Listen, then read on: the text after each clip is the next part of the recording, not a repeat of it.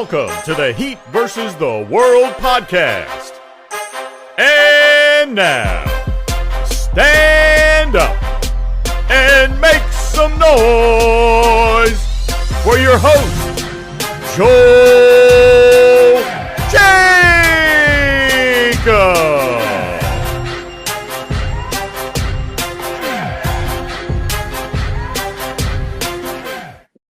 Hey, what's going on, y'all? Welcome back to another episode of the Heat vs. the World podcast. We're finally back.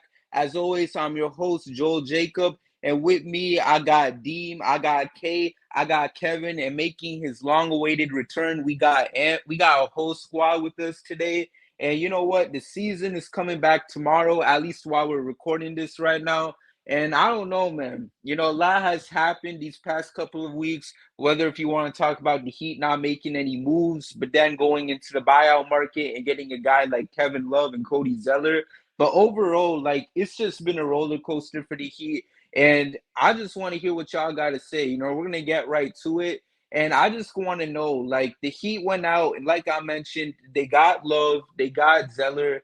The Love pickup, I'm honestly very intrigued by, because you're talking about a guy who was a 5-time All-Star. He literally finished last season as the runner-up for not Rookie of the Year. What the hell am I saying?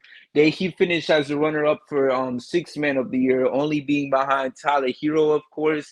And honestly, the fact that he's going from JB Bickerstaff to now one of the best coaches in the league in Eric Spoelstra, I mean, that honestly excites me. And then there's the fact that he was still putting up solid numbers, even coming from the bench, where he's potentially coming to Miami, where he could be a starter. Probably not right away. You know, we got to see how things work out, but it wouldn't shock me if down the line that man is playing starting minutes for the Heat. But all of that aside, I just want to know, like, how are we feeling about the pickups of Kevin Love and then the pickup of a guy like Cody Zeller, which honestly came out as a surprise, especially because of the fact that the dude looks like a 45-year-old chemistry teacher. We'll start off with you, Dean. I'm not real intrigued with the Zeller move. I think, like I said before, I think he's just somebody for insurance purposes. I'm more excited about the Kevin Love, what he can do on the floor. I'm happy to see that we got a power forward that's over 6'7". I've been banging on the table for that for the past 2 seasons. I want to see what he still got in the tank. At first, I wasn't like that excited about the move, but then I came around. Me and Kay had a conversation on Biscayne Breakdown, and I'm real intrigued to see what Kevin Love can bring to the table. But I do want to see Caleb Martin back to the bench. Is nothing against Caleb Martin. He did a good job. He's a real versatile defender. But I'd rather see him back on the bench and to play his natural position. But other than that, I'm pretty okay about the move. I would have rather had another center over Zeller, over Cody Zeller, like a DeMarcus Cousins or even another point guard. But you know, it is what it is. Right. And also big shout outs to Biscayne Breakdown. Make sure y'all check that out on the Heat vs. the World YouTube channel. Make sure y'all subscribe. And then let's see. How about you, kid? Look, man, as everybody out here knows, I always got a lot to say, but I'm gonna try to keep it as simple as possible because I'm sure we got a lot to get to. And it'll eventually come around. But I love the Kevin Love signing. I think it's what the Miami Heat have needed. I think it's what Bam Adebayo is needed. It's not only a guy that's capable of coming in and helping the Miami Heat in an area of need, a desperate area of need, which is outside shooting, but he's also a guy that's actually big, that's capable of helping them doing the big man stuff like rebounding, establishing positioning, keeping people from bludgeoning them in their paint. And that's not saying that he's a good defender, but what he is a 6'10" guy that can be a barrier. It's sometimes simply about having a presence. When you think of having a presence and hear that word, having a presence, that phrase, that's what it means, is actually having a dude that's big enough to be a presence, a barrier, especially when you have this Miami Heat defense behind you, and to have a guy that's actually a big dude out there doing it. Because as we all know, the Miami Heat have tried to, lean towards having some mobility, versatility, and maybe even a little shooting out there by having a guy out there that can offer them some of them things, but still potentially offer them that shooting. Well, Kevin Love can still offer you that while, again, being that big body that has meant so much, or that can mean so much to the Miami Heat moving forward. And when you think about a guy like Cody Zeller, I actually, I'm intrigued by that as well. And I know people aren't excited about it, but we were having a pre-show discussion, and I mentioned like how his situation in Portland probably ended prematurely, simply because he had the knee situation that kept him out for a while, and he never got himself back right. And you look at him now, he's still only 30 years old. He's been a guy that's averaged as much as 11.1 points in this league.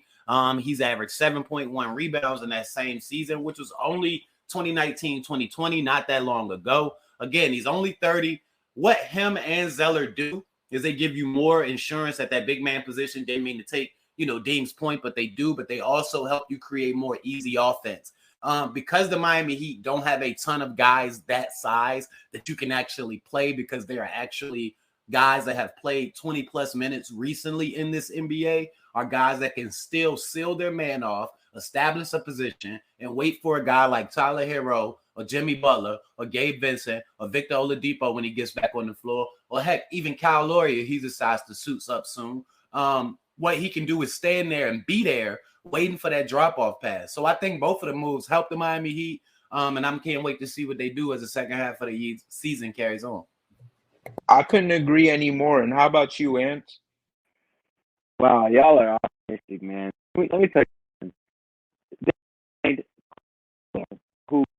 who you Hey, said, well, quick thing. I don't know if it's just me, but Ant, you do low key sound like you just inside the swimming pool right now.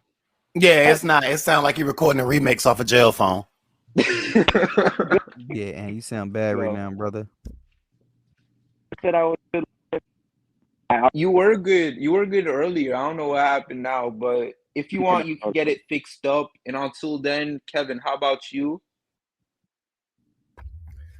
Man, I mean, pretty much everything that Deem and K said. Like, I like K Love just because, I mean, I'm looking at the past few years. He's been slowly but surely falling out of the Cavs rotation. I remember a couple years ago, he was honestly acting like a kid because he didn't want to be there at all. He wasn't handling that situation good whatsoever.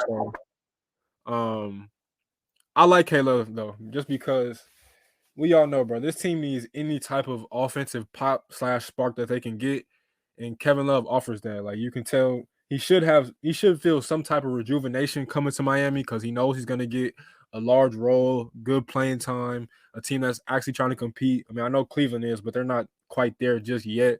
And with Cody Zeller, I'll say that I don't even know what I'm expecting out of him, but the two good things about him is just that, one, he's clearly, or at least he should be, I'm praying to God that he's better than the mechanic, with all due respect.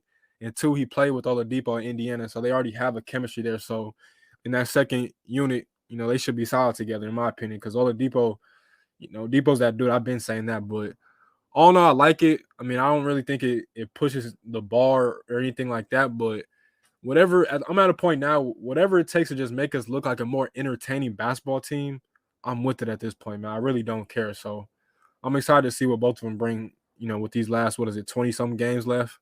So should be fun. But Right. I got a question for the panel. Do y'all think Kevin Love can stay healthy in these 23 games? And like, is he going to make a strong push with the Heat come playoff time? Like, I'm not real worried about what he does in these 23 games. I think these 23 games is going to be like his fit. Like, it's going to be more so like how he fits within the offense. I'm more worried about, how he plays in the playoffs. So tell me, like, I want your real opinion on that. I mean, for me personally, I think he could stay healthy, man. Like, you've basically missed so much games this year, so you've had all this time to really just kind of sit back and just watch the team do its thing. And by the team, I'm obviously referring to Cleveland. Come to Miami and you don't got that. Well, he might be a little bit rusty to start these few games off, but still, like, come playoff time, I expect him to be ready to go, because at the end of the day, like, you look back at his time in Cleveland, those final games, and the fact that he wasn't playing much. I mean, this is a guy that's just hungry for minutes, and I don't know. Hopefully it doesn't lead to any injuries, because y'all already know how thin it is, our depth when it comes to power forwards. So I honestly do not want to be in a situation where the Heat have to pull up the starting five graphics come playoff time, and then you see Caleb Martin at the four. So for my mental health, honestly, I just hope he can stay healthy. And yeah, I'm gonna just say that he will, because at this point, I don't know what I'll do if he can't stay healthy come playoff time. Um, Do I sound better now sound or no? fine. Yep. Yeah, That sound good? Okay. yeah. I'll get in here real quick. Y'all are very optimistic, which is a little surprising to me. I mean, listen, I guess I'll start with Kevin Love. Uh, Prime Kevin Love is obviously the ideal fit next to Bam. A guy that can stretch the floor and a guy that can rebound. Two things that the Heat have sucked this year, right? I'm just a little hesitant to think we are going to get anywhere close to that, because Cleveland is a team that is obviously competing or thinks they can compete for a championship maybe this year. I think if they thought Kevin Love could help in any way, they would not have got rid of them. Why would Kevin Love want to leave a team to join one that's under them in the standings? It was just a little weird to me. Typically, when you see these older guys get bought out, they want to go to win. So that whole situation is weird to me. I have some hesitancy there. If he can be 50%, 60% of prime Kevin Love, that's still an upgrade for this team. So I do like Kevin Love. If out of anybody on the buyout market, he's the guy I would have picked. Now, he did have a slower season this year, but I've heard from Cleveland fans and commentators he had a thumb injury. It was affecting his shot, but supposedly now he's fully healthy. So I'm going to hope that the change of scenery is beneficial to him also. Plus, I really just like when a guy wants to play for you. You see all the time when a guy is in a spot where he is happy, he tends to play well. So I think he'll be okay. I'm just not sure it's enough to put this team over the edge, even over a first round exit. Because when you have arguably two of the worst contracts in the league with Kyle Lowry, Duncan Robinson, it's kind of hard to win no matter what else you do. But regardless, I believe Love is some minor pickup. But this talk about Cody Zeller, like he's going to provide anything to this team, is ridiculous to me. Like Kay, who I usually agree with, was saying that he averaged 10 points only 3 years ago. He's only 30 years old. Bro, 3 years is a long time in the NBA. And 30 years old is not young anymore, especially for a guy that's coming who wasn't even on a roster. If this dude, Cody Zeller, had any bit of skill whatsoever, he would have been in the league. We saw the same thing with Dwayne Dedmon. They picked up Dwayne Dedmon from his couch. And yeah, he was decent to start. And now he's probably one of the most hated Heat players in recent memory because he sucks.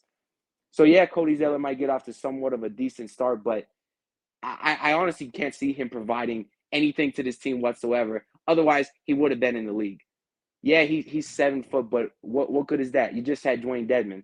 So I don't see how we can sit here and say at least he's 7 foot. He can provide insurance for the bigs. That's what Dedmon was. He sucked. We didn't want him even out there on the court. So I don't think that's going to provide anything.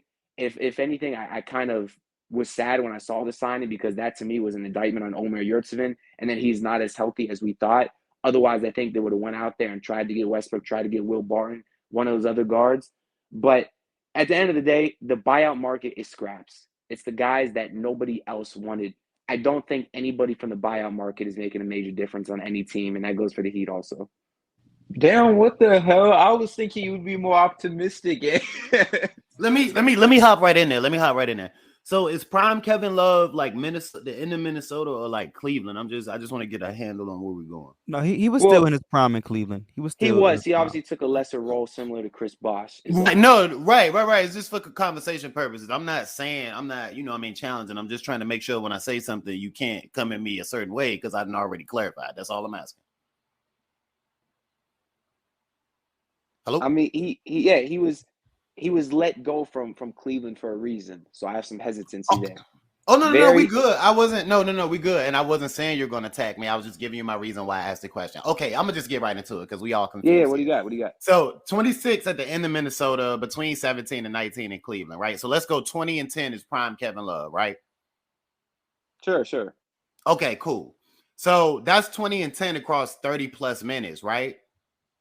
I could give you last season where he was a 6-man candidate, but I'll just give you this season where they did put him on a buyout market where he was only getting 20-some minutes and he's still averaging 8.5 and 7 boards. All I'm saying is if you give him a more effective role in a Miami Heat situation and needs that always maximizes players that have shown a potential across their history to take players that other teams deemed or that other people deemed or that everybody else deemed were scraps and proceed to make them rotational players that go out and get deals or they get deals from the Miami Heat or that other teams deem worthy enough to bring into their roster. I mean, I don't understand how you're that skeptical, but I mean, that's fair though. It's fair. I'm just saying, like, when you look at Kevin Love's numbers, his numbers are good to only play 20 minutes. Like, he's getting 7 boards and 9 points in 20 minutes.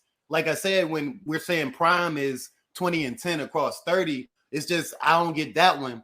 The Cody Zeller one is fair. I'm just saying, like, you compare him to Dwayne Dedmon, but he's 4 years younger than Dwayne Dedmon. Back to the point of taking scraps or what other people deem to be worthless players and making them effective. That's what they did with Dwayne Dedmon. And as he was becoming less effective, I guess, in everybody's eyes and theirs. And as I consistently said, if there was a better option out there, and for me, as I mentioned, Zeller is 30, and I like what he offers in a 14th, 15th last big role. You know what I mean? For what they're paying for him. I mean, we're not expecting him to come out and be Bill Walton, but to fill up the 7 to 12 minutes that we need from you, I mean, I think he is an upgrade from what Dedmon was giving us. So I just don't understand. I want to make sure we're putting it in context.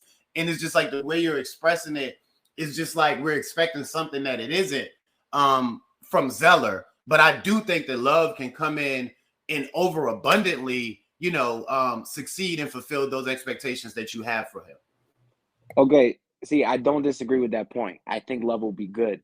But let me get some clarification on this. What do you think the Heat ceiling was prior and after signing Kevin Love? Unlike most other people, I consider myself a real optimist. So like when people call me optimistic, I don't, shy away from that or combat that. But what I also like to emphasize is the fact that my optimism always comes from a real and logical place.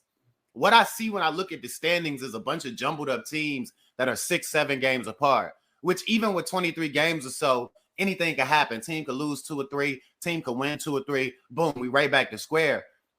And I also see a team in Boston that if you want to say they're the team that separated themselves, I'll say fine. But I'll also say that the last team that they want to see, and I promise you, if you gave them true serum and asking them, was the Miami Heat. Because across the course of the last 3 or 4 years, the Miami Heat have absolutely been just as much of a bugaboo to them as they were to us. Like after going up a couple games with the refs on their side last year, they supposed to sweep us, beat us 4-1, beat us 4-2. Yet and still, Jimmy Butler came to within a clink of shot off the side, 3-pointer at the end of the game. I mean, actually taking his team to the conference finals. I mean, to the NBA finals for the second time in 3 years across his 3 years with Miami Heat so far, by the way, which is also a point in this theory that I'm getting at here. So I have no reason right now to believe, looking at the standings, looking at where my team is, looking at how they've improved, knowing who Coach Spoelstra is, knowing who Jimmy Butler is, looking at a team that is very much improved because they have to be, because we've never seen this version of Bam Adebayo, the consistently aggressive version of Bam Adebayo that's a mid-range killer, that's still a defensive savant, that's still a guy that you can give the rock to at this point and say, go get me a bucket. I have no choice right now but to believe, because across 60 or so games, he's been there. And for a guy that's been consistently critical of him, waiting for him to revert, I don't believe that he will at this point. So being that he's better, and even though Tyler Hero still has consistency things that show us in the playoffs, his polish and nuance is a little bit better. So that means that the second and third guy on the team are better than they were in the past 2 and 3 years, which again, I mentioned Jimmy Butler has nearly dragged his team to the finals twice. I have to believe that this team is better. So when it all matters, I had to believe before Kevin Love that Jimmy Butler, if you got me to the show, would become the top 5 player that he's become in the last couple of years during his Miami Heat tenure when the playoffs came, and drag me to where I needed to be, especially with this Bam Adebayo, especially with Tyler Hero improving because he's more polished and nuanced. So with Kevin Love, a guy that we've needed, not necessarily him, but a player like him still at the level that he does what he does, I feel that this team's chances have, of course, increased. I can't say to what level or put a, numerical value on that level of increase. But if we're talking relative, is definitely greater. You see what I'm saying? I love you, K, man. You was spitting so hard, you almost make me want to buy in. But I'm not going to do it yet because you You did made answer me the buy question. in. And You I made know me you buy in last week. I was close, man. And I know you didn't answer the question. But I only say what I it's mean. hard I only say what I mean, bro. I respect it. And you didn't answer my question fully, which you acknowledged because you said it's hard to put a value on it. But for example, if you were to ask me, I'd say this team was a first-round exit before and after Kevin Love. So you saying that you think this team is better is telling me you believe this team's going to the NBA Finals. Is that correct? If you want to back me into a corner and make me answer the question because I understand the logic with which you speak, I'll say I thought this team was a conference finals team before Kevin Love, and I still think they're a conference finals team after Kevin Love. But let's also say, what does that mean? By the time you get to the conference finals, either team should be able to win. So does that mean I think they can go to the NBA Finals to directly answer your question while also giving you the theory behind my answer? Yeah, brother. I think that they could do that. Okay. I'm curious what everyone else thinks on that too. I just want to say real quickly, when it comes to this whole buyout thing, I think everybody already automatically has this preconceived notion that players getting bought out is just like they're getting cut, they suck, that team doesn't need them or anything like that. But I think it's to each his own type of case when it comes to that. And I don't know the specifics of the K Love thing, but I'm just from my perspective, I think it was more so he's in a different stage of his career. He was with Cleveland during their heydays trying to win a championship, and now he's been with them after that, and he was looking for a bigger role. He feels like he has more basketball to give. They have two solidified bigs in Jared Allen and Evan Mobley, and he feels like he just has more to give. And so that's why I feel like you kind of underselling it. Like, I don't automatically think just because someone gets bought out that they just aren't good or whatever. Like, Will Barton got bought out. I would happily take Will Barton on this team right now, personally. I don't know about the rest of y'all, but I just think that whole notion is kind of just whatever to me. So I think K-Love, like I said earlier, like K-Love to me, I'll take it, bro. A lot of fans always trying to just summarize things to does it equate to us winning a championship? Like, bro, we got to let this whole championship notion go, bro. Like, I'm as big of an optimist as K is, but like, we're not going to win a championship every year, bro. I understand that's the goal. That's what they talk about. Like, yeah, all of it sounds good, but at the end of the year, it's only one team that wins a championship every single season. Out of all 30 teams, it's only one that does it. So I didn't really see this team winning one this year. I don't really see them winning one until they can get a better score, a more gifted score than Tyler Hero personally. And so that's not my bar anymore. Like, the bar to me, like I said earlier, is just, bro, can we have a more potent offense, bro? Because some nights, I'll be honest, our offense is not watchable. But K-Love, I think, can add on to that. And that's all I'll say about that. I agree with everything K just said. And I also agree with Ant. And I don't think the needle moved too much with the K Love signing. I don't think it moved too much. I think it helps, but it doesn't move the needle.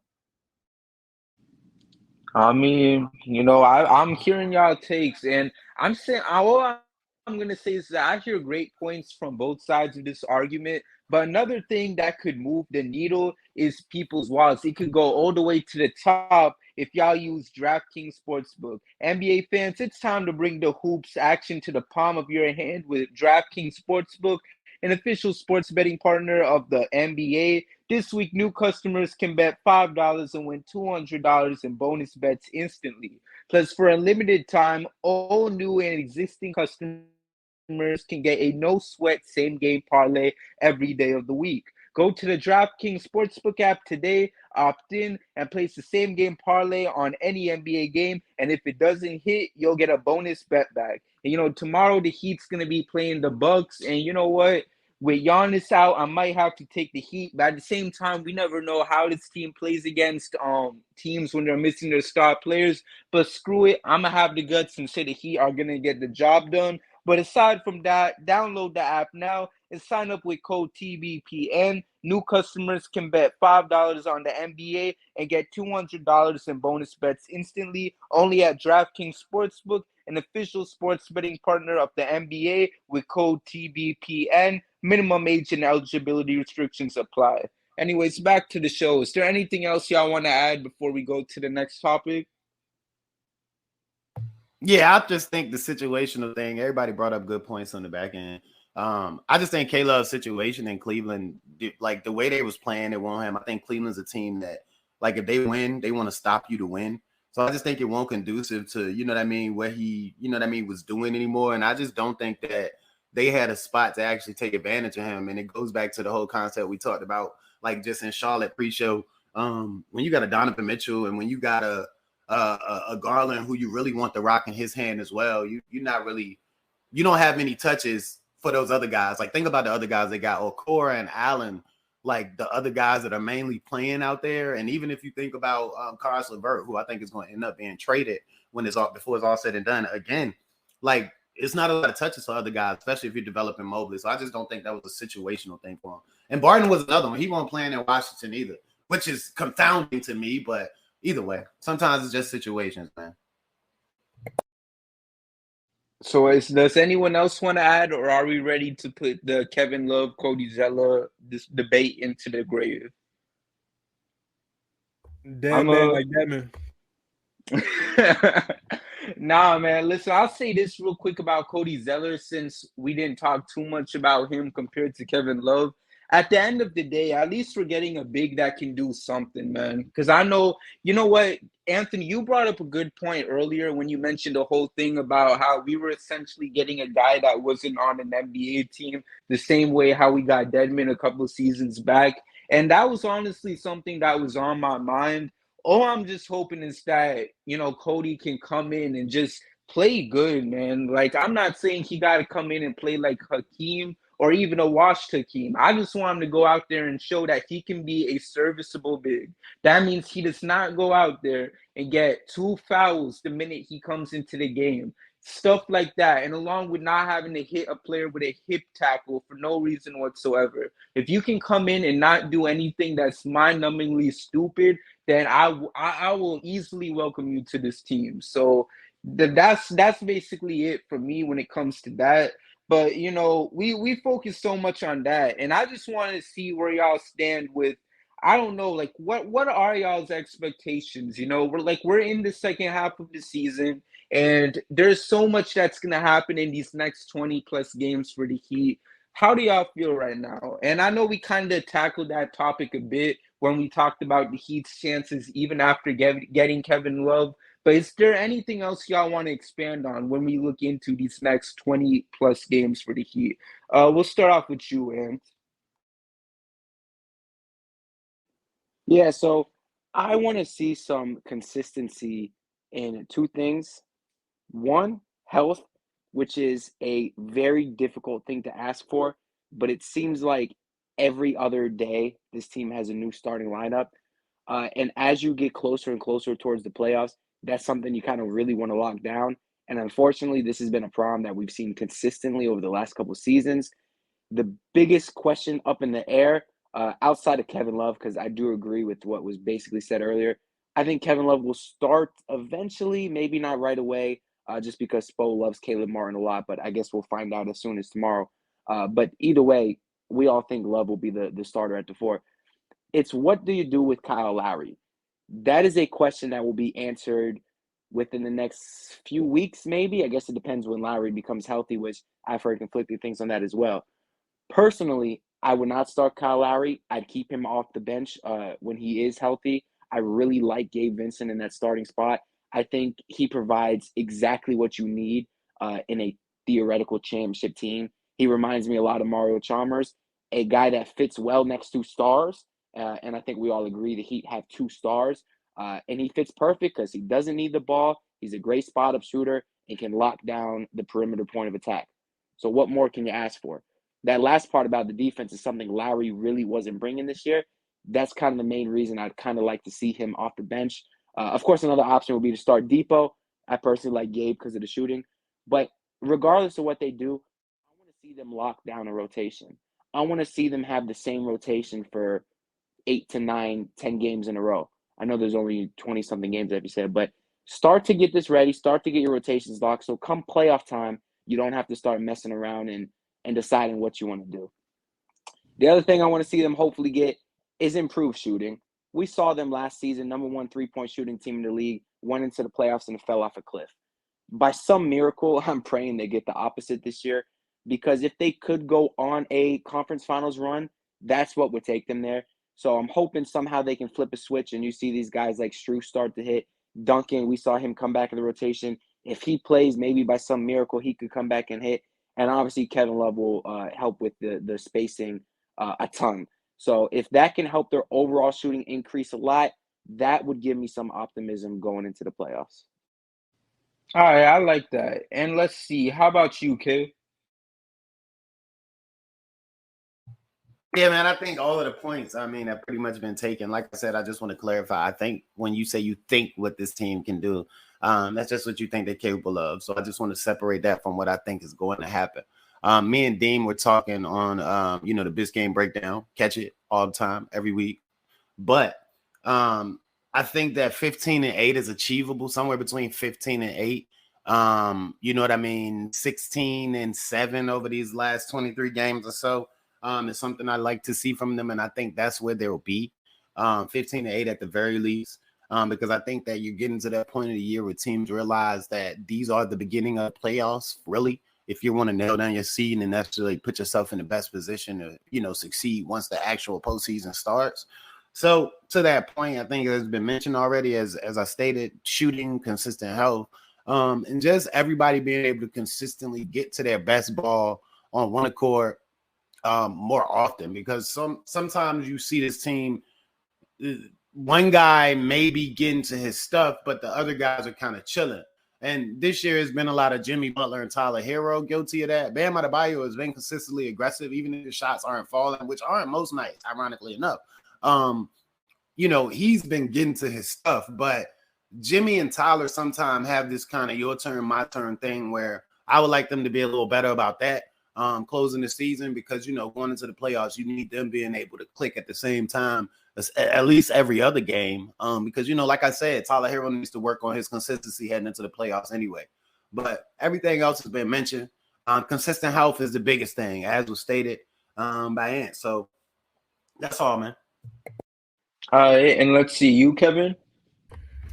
Man, my biggest thing is kind of what Ant hit on, but I wanted to take it even further when it comes to the shooting. Like, bro, we just need Max Strus to get his swagger back, bro. Like, if he can do that, our offense goes from average to can compete with anybody in the league, in my opinion. Like, just like that. Because we all know three-point shooting is so prevalent in today's NBA game. And without him, like, it just feels like the offense just is stale as hell. And I know, to me, I've always said that, like, when we compare Max to Duncan, like, I feel like Max is more capable of doing things, especially off the dribble. Like, Duncan's worked on that little one dribble pull-up, which is nice, but I think Max could get to the rack a little bit more. I think he has a little floater game that he never shows, but I've seen him use it going back to his days in college. Like, if we can get Max Strus to just get his confidence back right, because throughout the season, he just never looked confident to me. Like, when he's putting up shots and breaking, like, you can just see his shoulders slump. You just see like a negative aura around him. Like, we need him to get his confidence back, because when that happens, you take pressure off of Jimmy, you take pressure off of Bam, you take pressure off of Tyler, and it just helps everybody else, bro. It just makes the offense work a lot more smoother. So I think that's the biggest thing. And I know we're still talking regular season, so I'm not even going to comment on Tyler Hero. I just want to see him show up in the postseason. So I guess we'll get to that later down the line. But for me, that's the biggest thing, man. Just find a way to get Max Strus back into some type of rhythm, and let's win some games, bro. That's all it comes down to me. I mean, you bring up an interesting point there, man. I actually, I don't know. So I'm the biggest Max fan, but I'm also the biggest Duncan fan. And when Duncan got pulled, I was like, cool, Max hitting shots. But my thing with Max has always been elevating his game, because he can do so much. He has bounce, he has pity pat game. He can get to the cup, but he just doesn't get to that stuff enough. And I think after 60 or so games of being one of the only consistent guys in the lineup, with Duncan being out, so you're going to get the looks, with us consistently coming back to you, even amongst your struggling shooting, he still hasn't consistently gotten back to that stuff. And here's my thing, bro. You mentioned getting his confidence back. It's like, how long can we afford to wait? And I understand that doesn't mean completely yank him like they did Duncan, but you actually should maybe give the guy that you're paying an average of $18 million as big of a leash as you've given Max over the last year or so, especially if Max isn't as effective as he should be. And we can't just expect Max to start doing those things that we've wanted, that I've expressed, you know what I mean, that I've wanted of him too, that I thought he was going to be able to do, because he does have those gifts outside of his shooting. Those things that he hasn't necessarily gotten to, we can't just expect those to turn on. And at what point do you go back to the other guy that you're actually paying $18 million and give him as thorough as a shot as you give him Max, is a question that I ask. And again, this isn't yank all Max's minutes as they did Duncan. But this is giving yourself a thorough shot. And I look at it, when you talk about the gravity and the space that K-Love is going to create, when you're talking about an assertive Bam Adebayo, Duncan Robinson hitting just a couple of shots and being on the floor, because he still gets the attention of three guys whenever he moves. Watch it the next time he plays, which will probably be 3 games from now, because he don't get no tick. But watch it. 3 guys still watch him and move with him and react when he moves. So I think that you eventually have to see what the other guy has, because he's there. Because Max just isn't doing those things that we both know he's capable of. We can't just expect it to click, especially once we get this deep into the show. I struggle with that too, was my whole point. I just wanted to give you the thinking behind it all. No, I hear you for sure. And I'll just say with that real quick is that I think the biggest thing that goes into that is not even the shooting, bro. It's just the defense. Like how, like we've played a little bit of zone this year, but I honestly think the reason we do that a lot is not even just the fact that we don't have great individual defenders, even though we have a few between Oladipo, Jimmy, and Bam, but more so that we're just a small ass team. And when a lot of times when Duncan is playing, it just feels like you have to, because you know the other team they're gonna center their offense on trying to attack him, the mismatch. So I'm with you though. I feel like Duncan didn't get his just due, especially obviously with the contract. So I'm not even gonna argue. I'm not even trying to argue with you there. I just feel like defensively, like I'd rather live with Max on any given matchup than Duncan personally. Fair assessment. Fair assessment. I've always been the guy that with Duncan, he's a poor on, like, his on-ball defense, terrible. But for me, he's a better team and positional guy, because if you want a basket, just cut on Max and he'll still be in the corner looking. So I think that they both have their warts there, but I can't refute your point either, just to kind of give you what I was thinking on what you said. But we on the same page for the most part. My bad, Joe. No worries whatsoever. And I just want to say this before I pass the mic to Deem. Like, for me personally, I look at it like this, me being an optimist myself. We were great, at 3-point shooting last season, and then it kind of fell apart come playoff time. This year, the 3-point shooting hasn't been good, and I think we're about to see a hit with the reverse card, and we're about to see Miami shoot the lights out of that ball come playoff time. So hopefully that ends up being the case, and we get to see 2020 Duncan and prime Max Strus. That's all I ask for. So that's just me trying to be optimistic. Hopefully it works if God is willing, and we'll just go from there. But Deem, how about you? What's your take? I agree with Kevin, what Kev said. Now these next 23 games, besides that, these next 23 games is going to be crucial. It's like, keep an eye on Max and Gabe. These next 23 games are going to determine which one of these guys is going to come back in the Heat jersey, get a new contract, especially come playoff time. Now speaking on a Duncan and Max situation, I agree with everything Kev said. I'm more so want to see Duncan get those minutes, because I do feel as though he is the better shooter than Max when they both hitting. But they both haven't been on their game, and they both isn't, the best defenders. But I think Max is more capable of playing defense than Duncan. But I do want to see Duncan get some more minutes. I know he's been in Spo doghouse all season and towards the end of last season. So I don't know how that's going to go.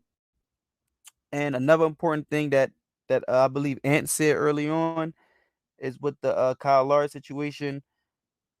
I think he was right about that.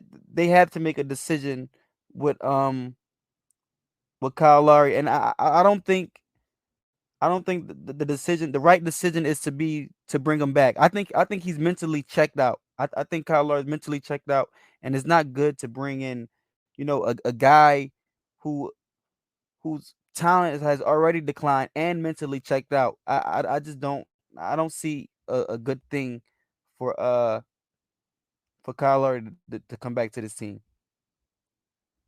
Damn. All right. But you know what? So I'll just say it like this before we wrap it up and go into this final topic.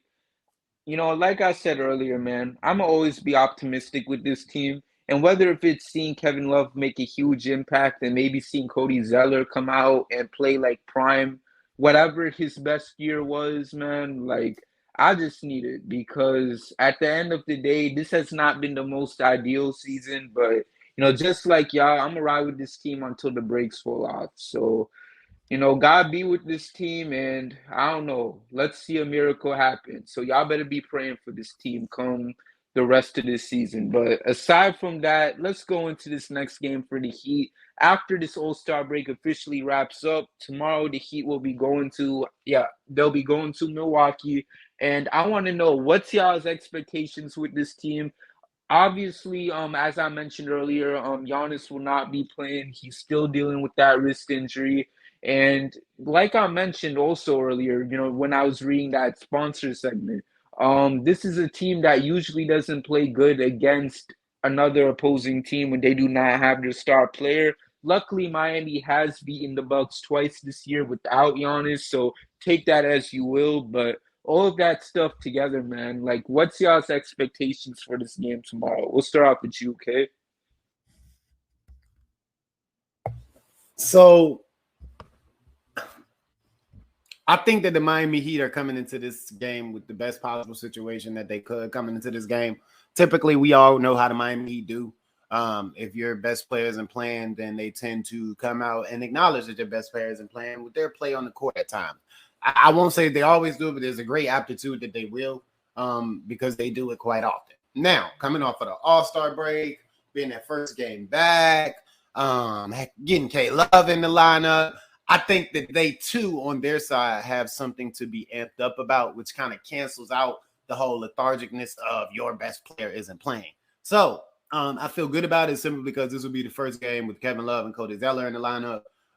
So I just think that there will be some excitement there to kind of help cancel out what was usually a letdown waiting to happen that they had to overcome late in the game, or, that could look many ways, coming out flat, going up big and letting them come back to, put you in a position where you can't come back.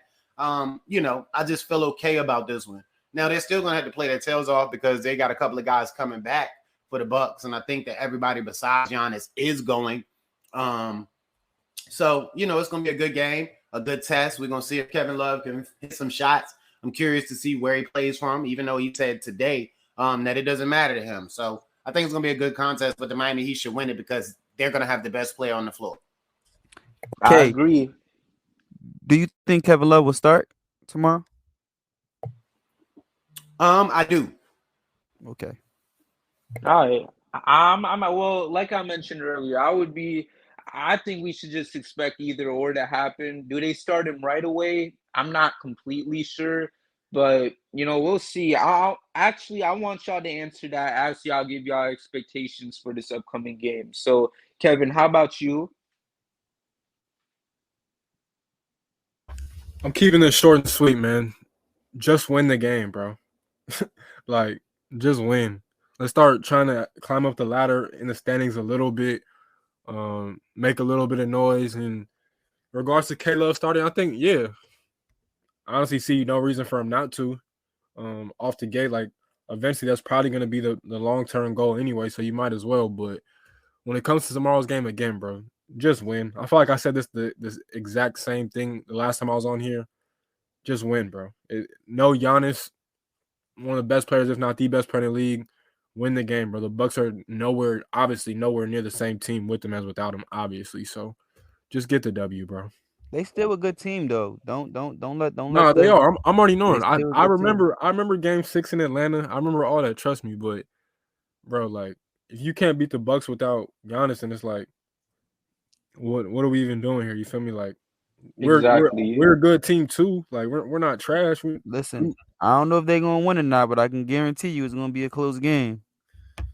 That's fine. Shoot, we need to play in some more It's- close games, bro. We need to. We need to figure out what the clutch situation going to be. Obviously, playoff time is going to be Jimmy Butler, but I mean, if you can establish Tyler's confidence any little more, then you need to do that too. That's actually a really good point you brought up right there. Just try to get his confidence up, especially come playoff time, and we're gonna definitely need him. So I'm really glad you brought that up, Kevin. And let's see, Dean, what about you? Like Kev said, man, just go out and win the game. Just go out and win the game. I hope the 3-point shooting after the All-Star break do become better. I'm praying on that because, like I've been saying all season, it's been horrible. Obviously, we're ranked almost, I think it's dead last in 3-point shooting. With Giannis out, I expect us to hopefully create more shots and for Bam and that mid range post area. But other than that, I'm expecting a win for Miami. Hopefully we get a win. I know it's going to be a close game. Milwaukee is still a good team. I think without Giannis, they still can be a top 5 team in the East. But just go and win the game. And I do expect Kevin Love to get the start tomorrow night. And I think this is a national televised game, right? I think it's like ESPN or ABC, something like that tomorrow night. If so, cool, but listen, if we do, and God forbid it, obviously I'm not expecting we do, but for some reason we do walk away with the L, it better be because they're all-star and Drew Holiday's an all-star this year. I didn't keep track with it. Yeah, Was he he was an okay, all-star this year. This was like his first time in like 10 years. 2012, It I was like the believe. biggest stretch or something like that.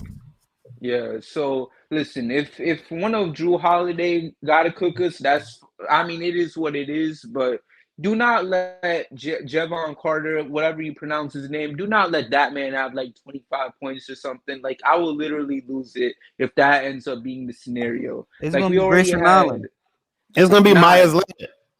Oh my gosh, I forgot Oh, he I on forgot there. Miles Leonard. That's crazy. Yo, but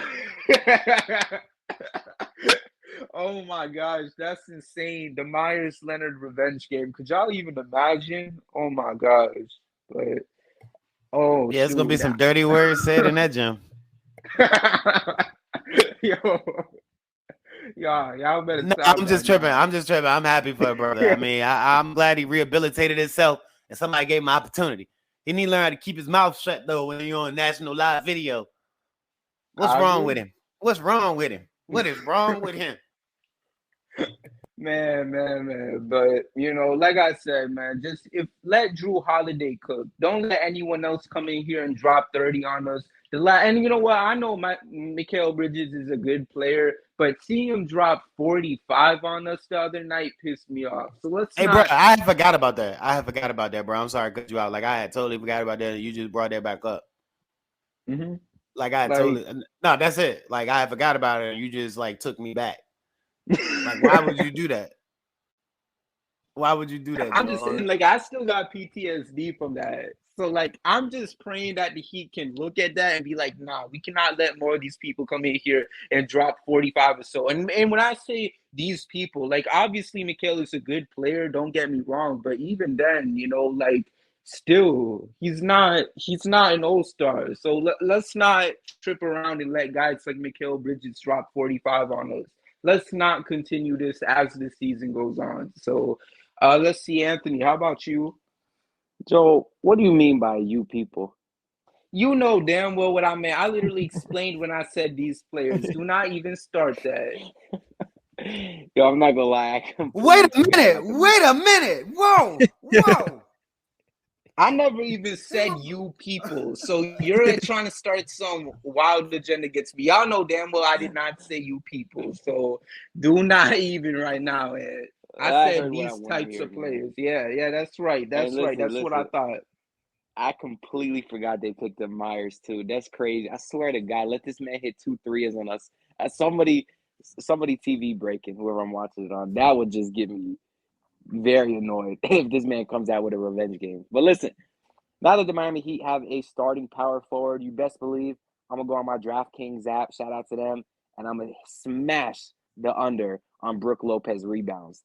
That dude Ooh. could barely get any boards like any 7-footer I ever seen. That's a good bet. That's a good bet. Yes. Oh my God, I love that bet. And now that he got actual power forward, best believe I'm gonna do that. If y'all want some free money, go on your DraftKings, smash the under on Brook Lopez rebounds. But anyways, I'll speak on the Kevin Love thing real quick. I'm gonna guess he doesn't start just because he hasn't played in some time. I think Spo will want to ease him off the bench, but it would not shock me if he did start. And I'm gonna keep it simple like Kevin. Kev said, just win. I'm gonna go ahead and flip it and just say, don't lose. Same thing at the end of the day. Come out the gate strong, man. You got 23 games left or whatever it is. You have to make a push right now. You can't afford no more bad losses. And losing to a Bucks team, which is still a good team, but without Giannis, it'd still be a bad loss. This is where we're gonna see it's make or break time now. So go out there tomorrow, don't lose, just win. Whatever you want to say, walk away with the dub. Couldn't agree anymore. So we talked so much on today's episode, man. Before we wrap it up, is there anything y'all want to say? Yeah, Joe, you cussed. Nah, man.